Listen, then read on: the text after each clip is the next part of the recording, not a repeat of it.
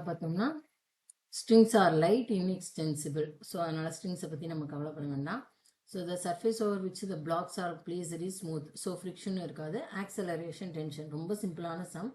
So இப்போ இதை பார்க்கும்போது நம்ம என்ன பண்ணலாம், ஃப்ரீ பாடி டயக்ராம் வரைஞ்சோம்னா டென்ஷன் தான் இருக்குங்க.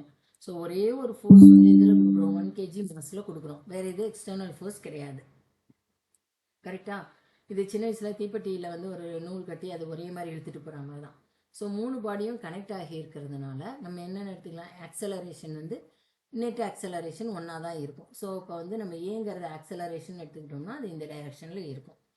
சரி, அப்போ ஆக்சலரேஷன் என்னது, acceleration net force divided by total mass. கரெக்டாக? ஏன்னா எல்லாமே யூனிஃபார்ம் ஆக்சலரேஷனில் மூவ் ஆகுதுங்கிறதுனால. So 14/4 + 2 + 1, so 2 m/s². ஆக்சலரேஷன் கண்டுபிடிச்சோம்.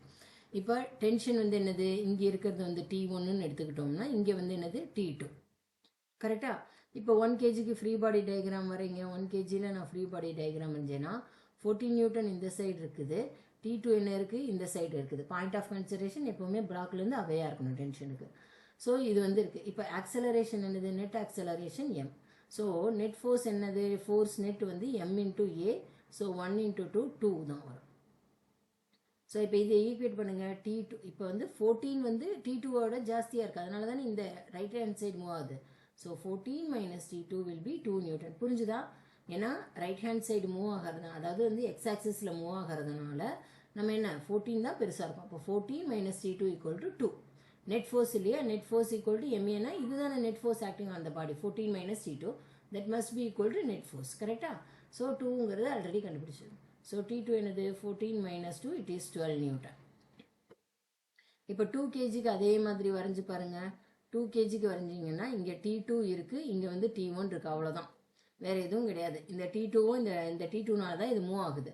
அப்போ வந்து T2 - T1. கரெக்டாக? T2 பெருசாக இருக்குது. இது என்னது, net force. Net force mass into acceleration. Mass வந்து என்னது, 2 kg. ஸோ T2 - T1 வந்து சாரிம்மா, T2 வந்து எவ்வளவு, 12 நியூட்டன். ஸோ 12 - T1 மாஸ் வந்து எவ்வளவு, 2 kg இன்ட்டு ஆக்சலரேஷன் 2. ஸோ இது வந்து நமக்கு இப்போ என்ன ஆகும், 12 - T1 is 4. So T1 is 12 - 4 8 Newton. அவ்வளோதான். ஆக்சலரேஷனும் கண்டுபிடிச்சாச்சு. இங்கே வந்து நம்ம வந்து இதுவும் கண்டுபிடிச்சாச்சு. இதை வேணும்னா நீங்கள் வெரிஃபை பண்ணிக்கலாம். ஓகேயா? ஸோ அவ்வளோதான்.